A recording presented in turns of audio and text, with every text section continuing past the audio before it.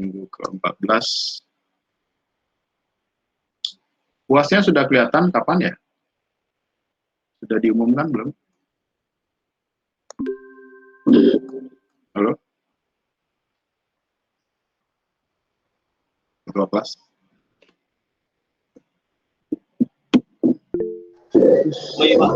Sudah ada, Pak. Ya, tanggal berapa itu? Tanggal 7 Mei, Pak. Oke, ini ya.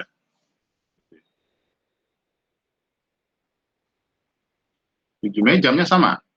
Apa gimana? Jam 8 sampai jam 10 kalau di sini tulisannya, Pak. Bentar ya, saya cek dulu.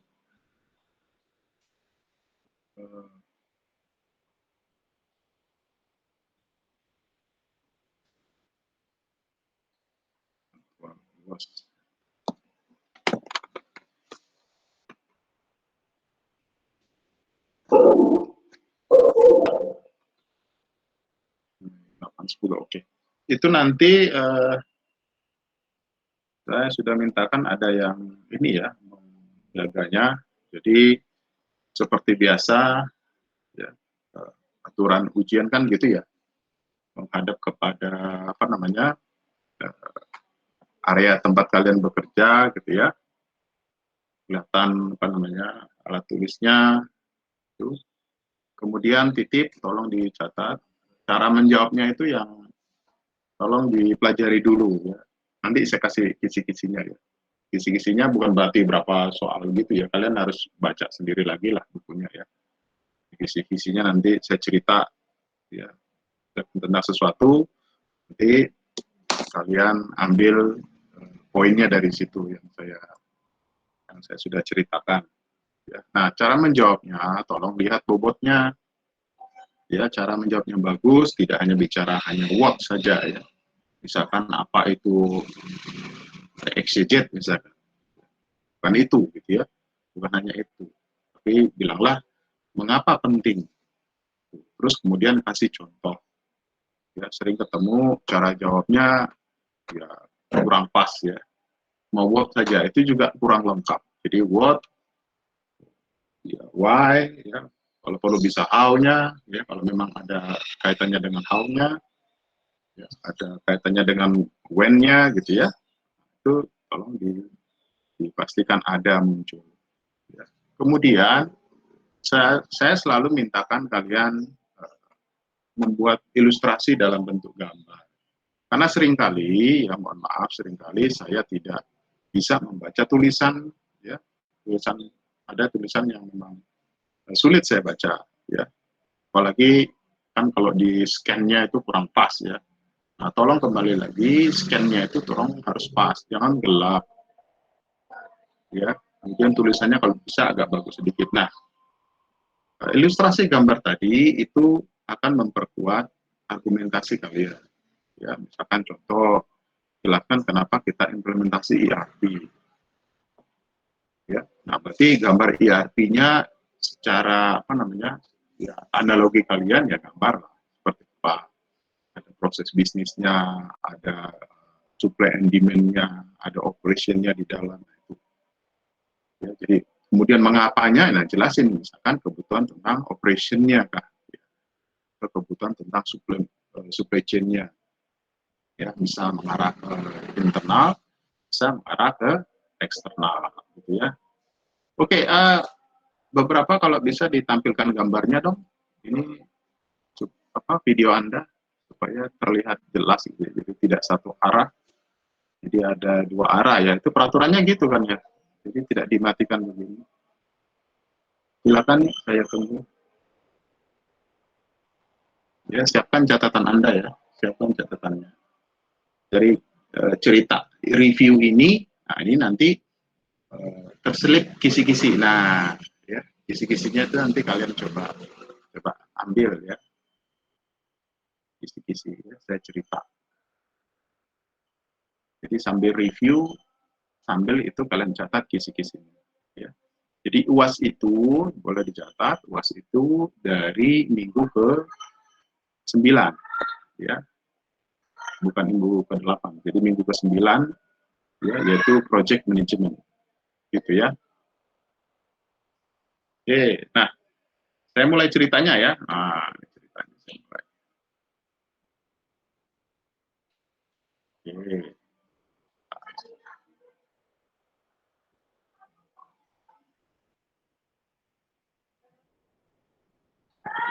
Ceritakan dulu. Nah, iya. Cerita yang pertama, ya ini cerita sekalian review ya. Jadi tolong dicatat, dicermati. Saya tidak akan bacakan soalnya ya, karena itu memang tanda kutip harus Anda baca. Misalkan, oh areanya tentang project misalkan. Nah itu kalian baca dulu, gitu. Jangan kalian tiba-tiba kalian siapkan jawabannya begitu ya nggak etis ya, nggak bagus itu. Ya. Oke, yang pertama itu kita di minggu yang 9 kita belajar project management. Ya kita tahu namanya project itu ada hal-hal yang harus dipertimbangkan. Pertama adalah waktu, ya waktu implementasi artinya. Kedua itu biayanya, ya jadi waktu, kemudian ada biayanya, kemudian skopnya. Nah, tolong catat tuh, ada namanya dulu kan kita pelajari proven path. Nah, jadi proven path itu salah satu contoh apa-apa yang harus kita kerjakan untuk implementasi IAP. Ya, jadi proven path itu adalah hal-hal apa saja yang akan kita kerjakan di implementasi. Ya. Kalau kalian masih ingat itu ada waktunya 1 tahun 7 bulan atau sebutnya 19 bulan kan gitu ya. Mulai dari survei awal dan seterusnya, kemudian training lagi, setting dan seterusnya. Yang di bagian akhir-akhir itu ada transfer knowledge dan seterusnya. Itu 3 tahap besar. Ya. Kemudian kalau bicara project, ya itu pasti kan ada yang harus kita selesaikan. Ya, tentunya kalau project dari awal kita harus definisikan, bukan? Project itu kita harus definisikan dari awal. Mau ngapain? Apa needs-nya? Apa requirement-nya? Kalau disebut dia project-nya sukses, seperti apa? Ya. Jadi kalau disebutnya project itu sukses seperti apa? Contoh misalkan sesuai dengan kebutuhan pengguna, nah, itu berarti internal. Sementara internal itu kan berlapis ya, ada orang di level operasional, ada di middle, inilah manager, kemudian ada di top management, ada direktur dan seterusnya. Ya, misalkan dalam konteks supply chain ya, atau produksi lah, itu salah satu di dalam. Ya, jadi harus jelas disebutnya critical success factor. Nah, boleh dicatat. Jadi disebutnya ada critical success factor. Ya itu nanti ada beberapa poin ya, silahkan di Anda baca gitu ya. Jadi kalau saya cerita tadi kan di project di awal itu kita harus punya langkah-langkahnya. Kan nggak mungkin kita blank. Sama kayak bangun rumah, gitu. Langkah-langkahnya harus ada. Boleh kita pakai langkah-langkah yang sudah didefinisikan sama orang lain yang terdahulu. Nah, dalam hal ini yang kita pelajari the proven path. Ya, ada 3 langkah, ada 3 fase besar di sana. Dengan waktu proyeknya adalah 1 tahun 7 bulan atau 19 bulan. Gitu. Nah, kaitkan nanti kalau proyek itu disebut sukses apa?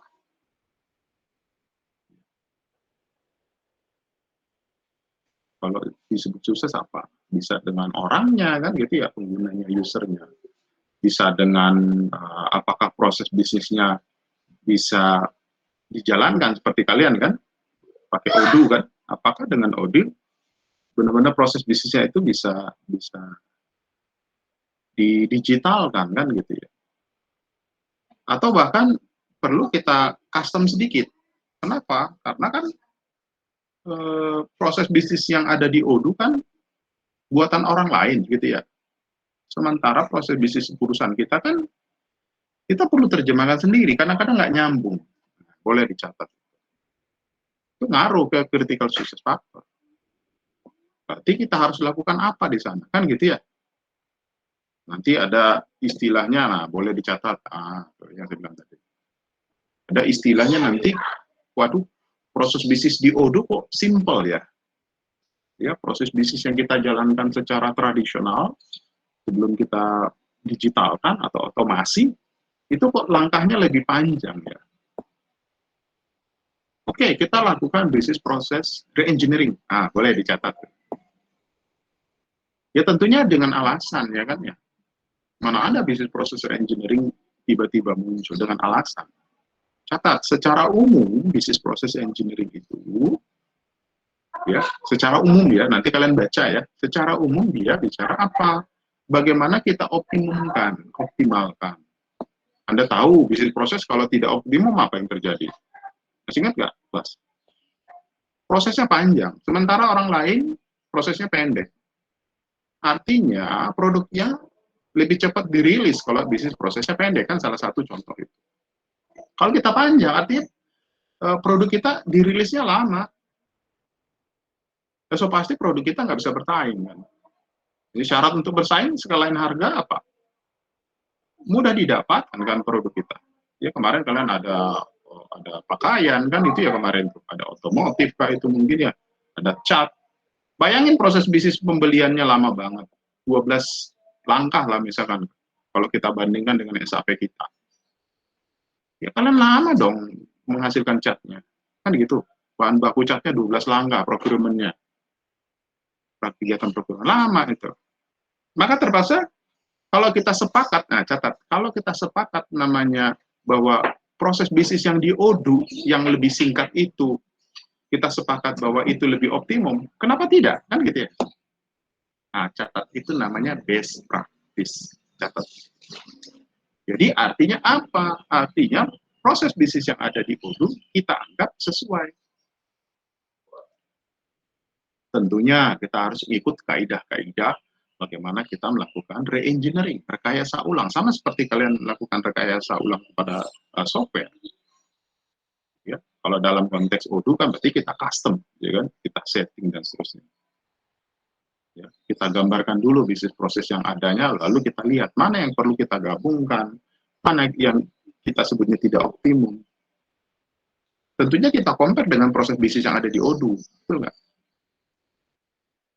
Ya, kita compare dengan proses bisnis yang ada di Odoo. Gitu ya. Nah, udah berapa poin tadi itu? Banyak tuh ya. Nah, udah mulai muncul kelihatan tuh. Jadi, balik lagi di awal, saya sebutnya tadi, kalau kita dalam konteks implementasi, berarti itu bicara project. Ya, kemudian dalam project itu, tentunya kita berharap sesuai dengan apa yang dimaksud di awal. Kenapa sih project ini harus dijalankan? Gitu. Tentunya kita mau project kita sukses, makanya muncul ada istilah critical success factor. Nanti ada beberapa ya, catat gitu ya. Dan berikutnya, kalau kita mau implementasi, contoh Odoo tadi, kalau kita nilai proses bisnis kita terlalu panjang dan kita sepakat dengan Odoo yang ringkas, bilanglah Odoo itu 6 step ya. Kalau yang tradisional kita bilanglah 9 atau 10 step. Kenapa tidak kita adopt? Catat, adopt proses bisnis yang best practice yang ada di Odoo, catat adopsi itu. Itu salah satu cara kita juga melakukan bisnis proses re-engineering. Karena BPR sendiri ada ilmunya, betul.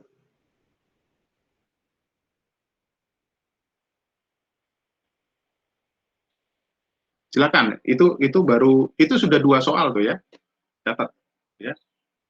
Silakan bertanya dulu yuk, biar kelas kita agak hidup sedikit.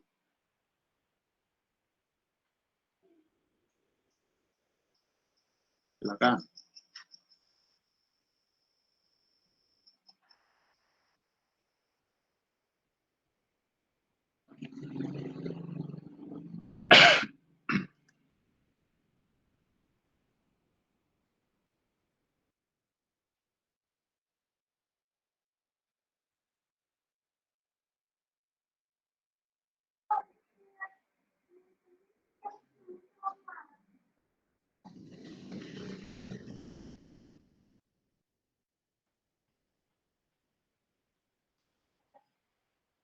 ya kan?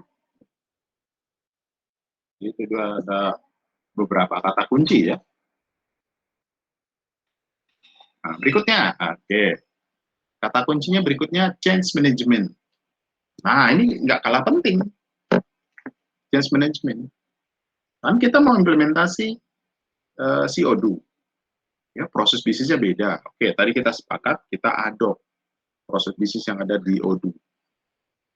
Ya, kita adopsi dia dengan asumsi bahwa proses bisnis yang ada di O2 itu kita sepakat 6 langkah, ya, sudah ringkas dan sebenarnya itu sudah pas gitu.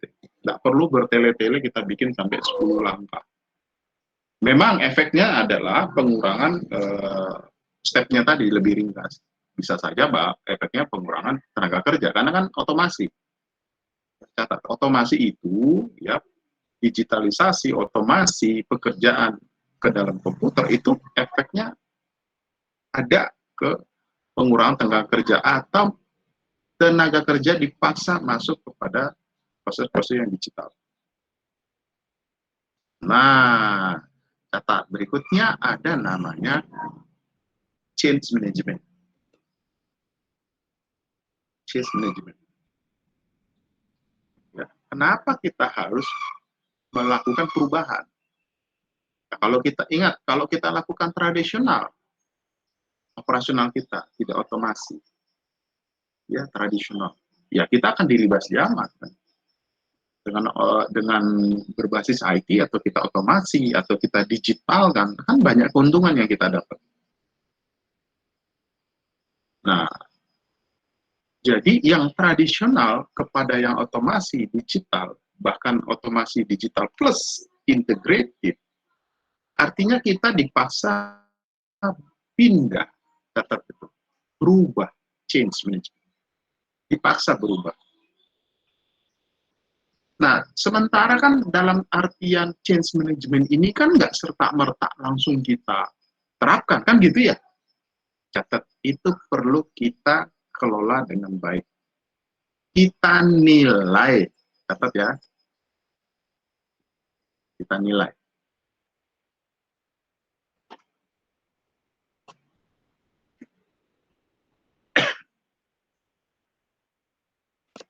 Jadi kita nilai. Pertama, ada istilah OPM 3. Catat. Kita analisis ya. Kenapa harus kita analisis? Ya jelaslah, kita kan pindah dari tradisional ke otomasi, disebutnya digital, apalagi yang digital terintegrate sistem. Kita harus nilai, apakah kita siap? Apakah kita siap? Contoh ini aja, nggak usah jauh-jauh ya. Fakta di depan lapangan di mata kita, kan gitu, COVID. Apakah kita siap 3M, 5M? Ini terakhir saya kemarin ada kedukaan di gereja gitu ya, ada pengerja majelis gereja kami gitu, itu ketularan COVID-19. Ya dengan sedihnya kami ya begitu, karena ya saya nggak perlu kasih tahu nama, dia mungkin dia tertib kan gitu, tapi teman-teman saudara-saudara nggak tertib. Apalagi kalau diterapkan di India, sudah di contoh India ya, 3M plus lockdown. Apakah kita tidak siap lockdown? Lah orang dilarang mudik aja ngomel-ngomel, benar nggak? Sama seperti itu. Apakah kita siap dengan ODU kita terapkan atau SAP lah? So pasti harus rajin nginput data kan gitu. Dulu mah ya seinget-ingetnya aja kan gitu. Atau catat aja, tahu kertasnya taruh mana. Nggak perlu dihitung-hitung. Sementara dengan SAP kita hitung kan, benar nggak? Kita hitung berapa ini forecasting kan? Ada, masih nggak ada forecasting kita kan? Ada trend, seasonal kan gitu, atau campuran. Siap nggak dengan begitu? Pindah dari tradisional jadi otomasi. Ada fiturnya jelas, ada reportnya jelas. Apakah kita siap dengan model yang terintegrasi? Ya kalau kita misalkan sebelumnya satu langkah nggak betul, ya udah langkah aja dulu berikutnya. Dia sampai kan nggak gitu, karena pengalaman betul. Nggak boleh gitu kan. Beres dulu baru langkah. Kalau nggak beres, emang ketahan sistem sama sistem. Kita cek dulu. Jangan sampai contoh di perusahaan yang dulu kami, dimana saya sebelum di PHB, dalam project, ternyata ada kekurang siapan. Akhirnya coba, bayangin ada kesannya idenya balik lagi ke sistem yang lama. Wah, ini nggak benar. Nggak benar, nggak siap dong berarti. Nah, perlu dinilai siap atau tidak. Ya, ada catat namanya OPM 3.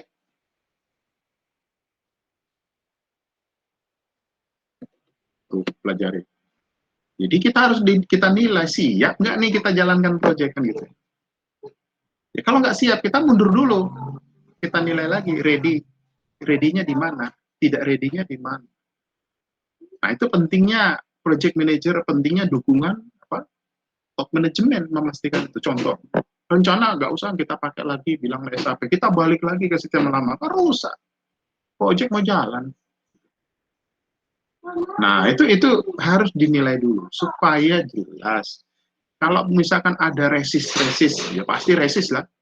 Ya kan? Ada resisnya, nggak usah jauh-jauh kan. Saya pernah bilang bahwa ada bulan lalu ya saya baca ada di Detik itu, ya, di Detik dia anti masker. Saya ketawa setengah mati. Kesannya bagi dia itu COVID itu nggak ada, anti masker. Resis kan? Ternyata dia kena COVID tuh. Saya baca di Jawa Timur, kena COVID ya. Ini gimana ini? Kalau kita nggak implementasi ODU, kita implementasi SAP, apa siap operasional tradisional melawan yang digital sekarang, yang cloud system? Pasti ketinggalan dong, kan gitu ya. Ada dasarnya kenapa kita harus ERP system diterapkan. Ada dasarnya, bukan ngabis-ngabisin duit. Bukan, dulu setahu saya sampai perusahaan itu dia keluarkan $240.000. Saya tahu kenapa, karena saya ikut rapat di dalam. Presiden dia ngomong langsung, IT direkturnya ngomong langsung. Karena hitungan mereka ada ROI-nya bahwa dengan $240.000 bilanglah kalau diikuti 1 tahun 7 bulan tadi, kalau kita lihat siapa pakai proven pet, ya pet, ya proven pet tadi, itu mereka bisa balik jutaan dolar. Lebih tinggi lagi dari situ, bukan juta, hampir 1 juta dolar. Udah ada hitung-hitungan. Jadi mau tidak mau mereka harus pindah dari tradisional ke integrated system. Jadi tidak mudah Pak implementasi, nggak gitu. Kita harus nilai kesiapan proyek dilaksanakan. Contoh COVID depan mata kita itu adalah contoh proyek bagaimana supaya distribusi. Siapa yang sudah divaksin di sini? Sudah ya? Bagus, puji Tuhan. Saya belum ya, saya masih nunggu soalnya saya posisi di Jakarta. Harusnya di Bandung ya. Teman-teman dosen lain beberapa sudah, bagian besar sudah divaksin. Orang tua saya sudah divaksin, istri saya sudah divaksin. Ya memang masih menunggu kan gitu. Ya, dengan polemiknya ya kan, yang ini versi A, vaksin A, B, C, D, E. Ya. Ada yang bilang, oh udah divaksin, udah pesta-pesta. Nggak bisa, itu butuh waktu. Ya, ternyata kita nggak dewasa. Udah divaksin tetap ya protokol kesehatan. Ya. Tadi ada berapa tadi saya sebutnya? Change management plus satu apa? OPM 3. Oke, silakan bertanya dulu.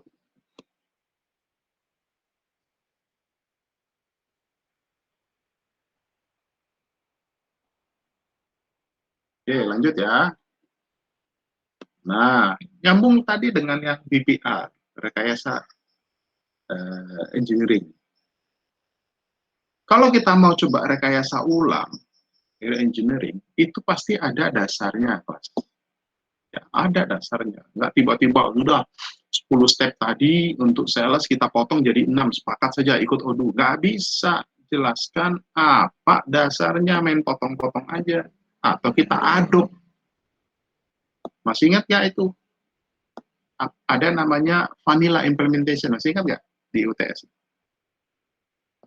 Vanilla implementation artinya kita sepakat apa yang best practice nempel di ODU, ya, nempel di ODU atau nempel di SAP, bahwa itu cocok dengan kita. Jadi kita tidak perlu modifikasi.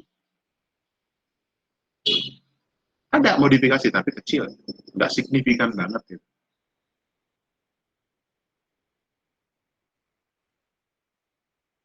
Ya, jadi kita harus jelas dulu, kita harus ceritakan dulu kenapa harus kita rekayasa. Kedua, kita harus kelola, kita harus kelola. Ya, nanti ada istilah BPM, Business Process Management. Di dalamnya itu ada business process re-engineering, rekayasa ulang. Nah, catat tuh. Jadi harus jelas gitu ya. Makanya disebut implementasi ERP. Hey, sebentar dulu. Di UTS kita kan ada pelajari, kita nilai dulu siap atau tidak. Gitu kan? Kita tentukan apa kebutuhan. Kita nilai kalau masuk di project, kita nilai. Disebut sukses projectnya apa. Ya, di dalam itu ada change management. Di dalam itu ada rekayasa ulang kepada proses bisnis. Ingat, rekayasa ulang kepada proses bisnis ya. Efek akhirnya memang customisasi dan setting system. Memang itu efeknya ke sana. Ya, kita perbaiki fiturnya. Makanya kalian nanti kalau ya biasanya jadi ABAPER ya kan. Ya, ABAPER. Jadi programmer SAP kalau memang SAP menjadi ERP-nya gitu.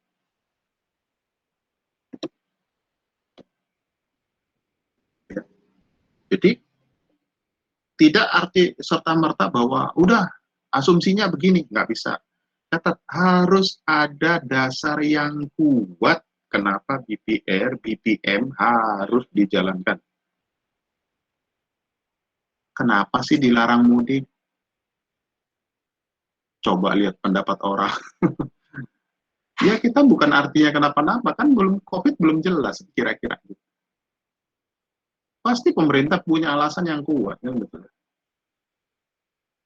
Kenapa sih beli vaksinnya dari negara X? Kenapa nggak dari negara Y? Kalau nunggu negara Y, misalkan Y, negara Y, lama, keburu selesai Indonesia. Gimana kita? Ada dulu yang gini, tapi keefektifannya sekian misalkan. Itulah susahnya project. Jadi tidak mudah kelas. Saya contoh ya. Saya beberapa tahun lalu saya ngebangun rumah saya yang kecil lah. Saya pengen cari materialnya ini, tapi ingat kelas. Saat itu materialnya tidak ada. Terus apa rumah saya harus dihentikan? Saya harus masuk ke alternatif kedua, betul nggak?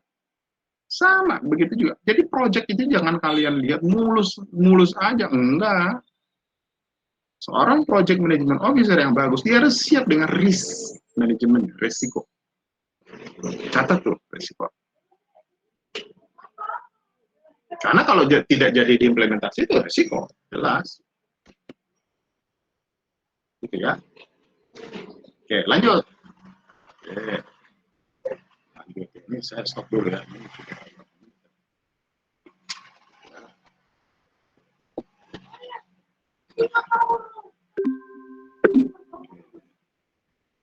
Lanjut. Yang berikutnya, kelas. Nah, penting. Kalau kita tahu sebelum cloud system itu menjadi fenomenal sekarang, sebelum cloud system, sebelum fenomenal. ERP itu kita harus sediakan servernya, kita harus install di situ, ya kita harus setting begini begitu, kita custom setting begini begitu. Nah kalau di SAP itu kerjanya orang basis namanya. Kebetulan saya certified basis. Dulu di ITAB yang certified basis itu ada 2 orang, satu orang IT, satu saya. Nah sekarang kalau kita pikir-pikir instalasi SAP, dulu ITHB harus belanja servernya, komputer server yang kotak itu ke Singapura, mereknya HP itu berapa ribu $. Dengan risiko tahu sendiri, di Pati Ukur sering mati lampu, gitu. Ya. Maintenance-nya resikonya di kita. Nah sekarang pilihannya ada satu alternatif lain, tinggal sewa, catat tinggal sewa. Makanya tren sekarang cloud computing SaaS, software as a service. Nah ERP juga ada yang tinggal sewa. Sekarang pertanyaannya, kalau kita mau tinggal sewa, apa untungnya, apa kerugiannya? Apalagi sekarang work from home gitu. Yang terkenal sih ada namanya salesforce.com. Itu yang terkenal. Kemarin kita undang, ada seniornya, kebetulan di Prodi SI ya, ada seniornya yang sudah senior manager lah sebutnya, untuk malam melintang di Salesforce. Kita undang. Dia bilang, Pak, trennya ke depan itu adalah ERP cloud.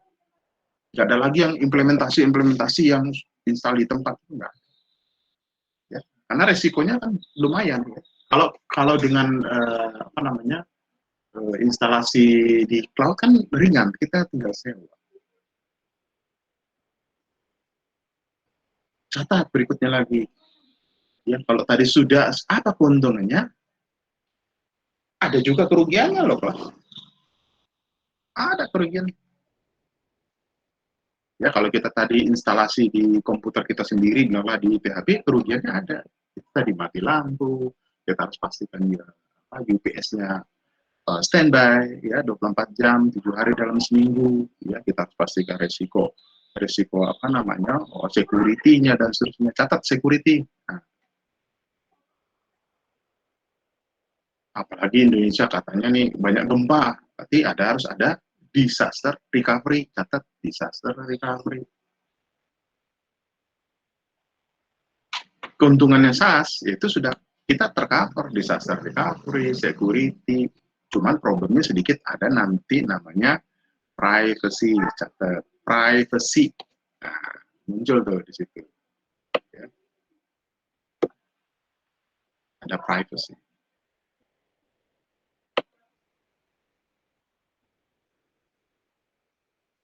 Ada etika, catat. Ada etika. Ya, kalau kita implementasi ERP jadi otomasi, ada etika. Termasuk juga di software service ya, di ERP cloud, ada etika.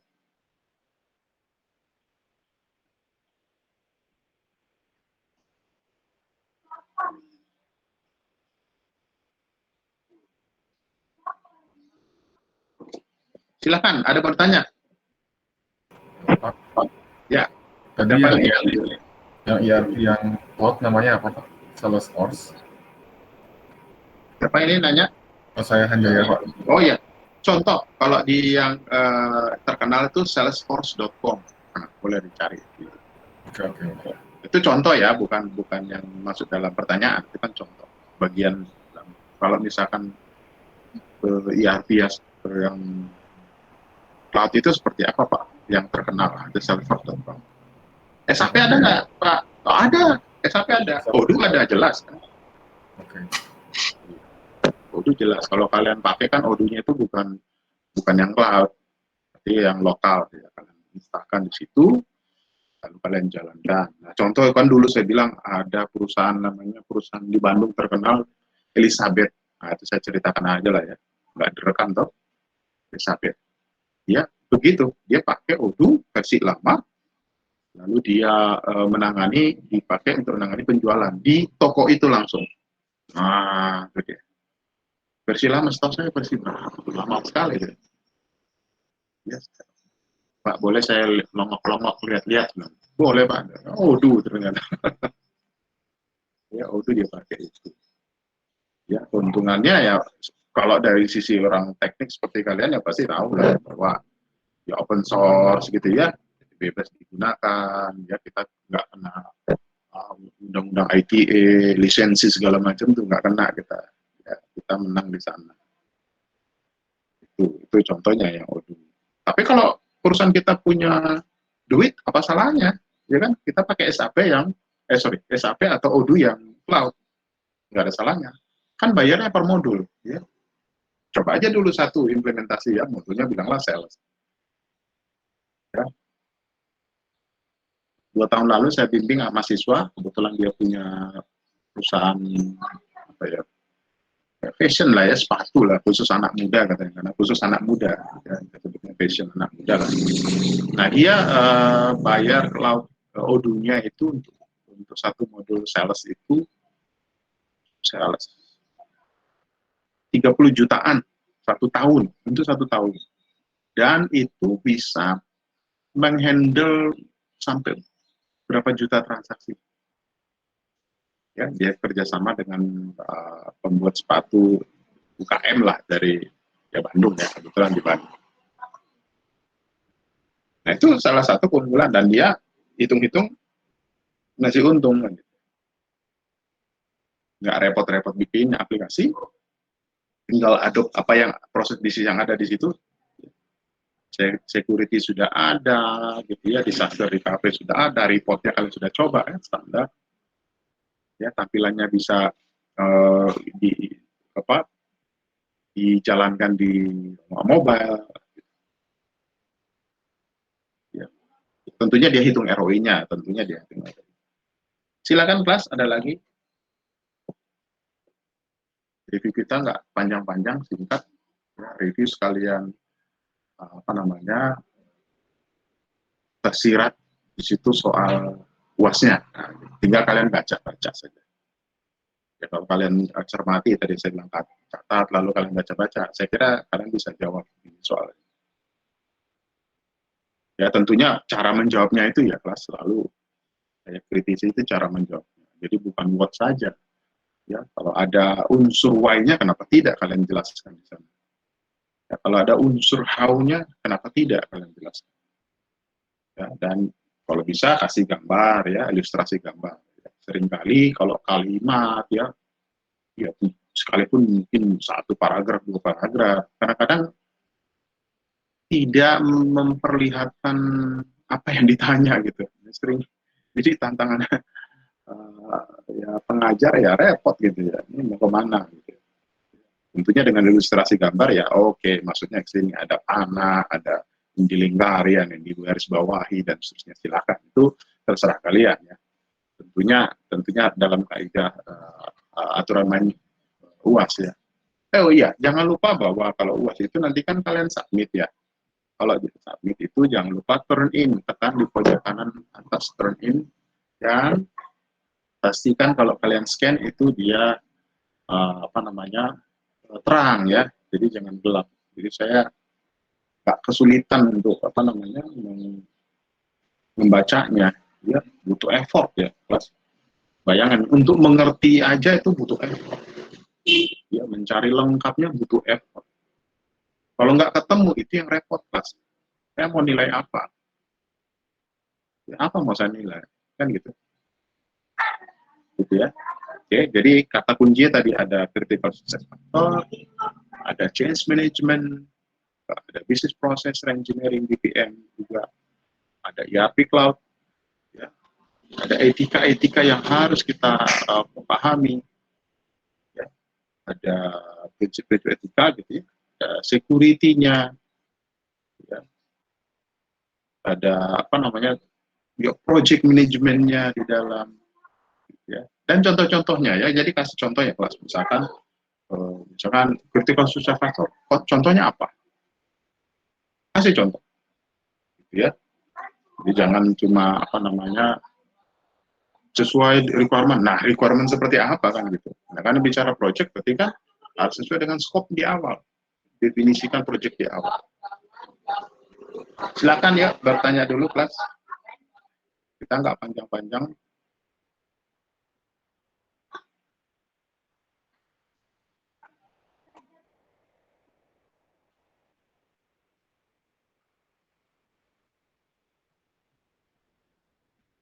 Yang kemarin problem presentasi siapa ya? Kemarin kelompoknya ya. Ingat.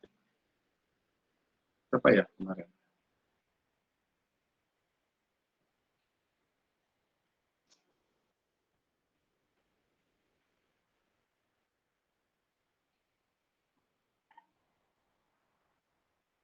Silakan kelas bertanya. Sebelum kita akhiri, panjang-panjang karena review saja. Jadi topiknya itu tidak dari awal lagi ya kelas, itu dari minggu ke-9 gitu ya. Minggu 9 itu project management, kemudian minggu 10 adalah business process management, juga PPR, kemudian ke-11 itu global ethics and security management. Ya. Ketiga itu.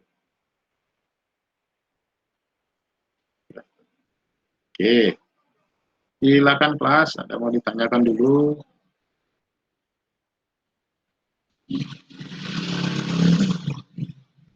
Silakan yuk.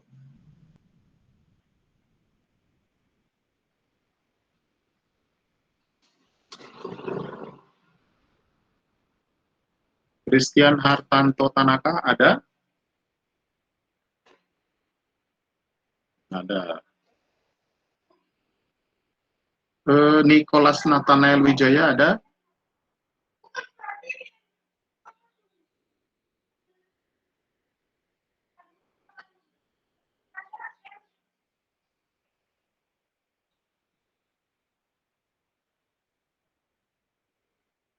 Halo? Ada nggak?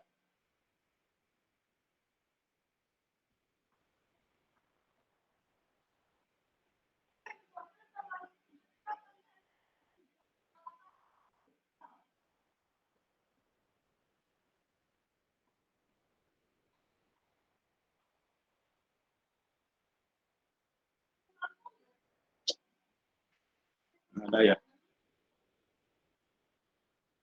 Oke, kalau nggak ada, saya mengucapkan terima kasih ya kelas untuk satu semester bersama saya. Mudah-mudahan ada manfaatnya kuliah kita ini, ya, dapat wawasan yang luas, ya. Saya ceritakan juga pengalaman-pengalaman saya, jadi tidak hanya teori gitu ya. Kemudian kita interaktif, saya kira bagus sekali ya, respon juga oke. Dan saya terima kasih kalian juga mau dengan sabar gitu ya, sampai 14 pertemuan ya gitu ya. Dan mudah-mudahan dapat nilai bagus lah tentunya ya, itu pasti.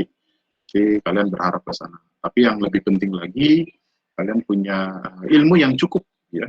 Kalau nanti memimpin proyek, kemudian hal-hal apa saja yang harus dipertimbangkan dalam melaksanakan proyek, memimpin proyek, ya tentunya ya saya tambahkan pengalaman saya, artinya sebagai contoh nyata yang ada, yang mungkin mudah kalian mengerti, yang kalian bisa bawa ya setelah selesai dari mata kuliah ini. Ya.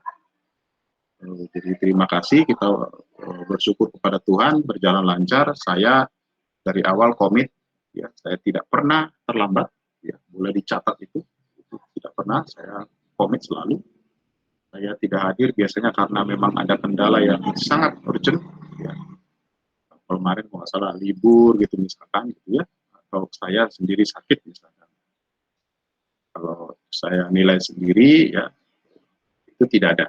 Ya, jadi lancar saja, tepat waktu, dan kalian juga banyak yang tepat waktu, ya kita bersyukur kepada Tuhan, dan mudah-mudahan ilmu yang saya bagikan ini ya itu menjadi bekal, bisa menjadi bekal, ya saya doakan kalian sukses semua ya, jadi pemimpin-pemimpin lah nanti, ya, karena setahu saya ya, menurut ada pakar dari yang membahas big data bahwa dari ilmu-ilmu, dari informasi yang ada bahwa angkatan kalian adalah orang-orang yang bukan hanya pekerja biasa ternyata di tahun 2024-2025, tapi kalian adalah orang-orang pengambil keputusan ternyata.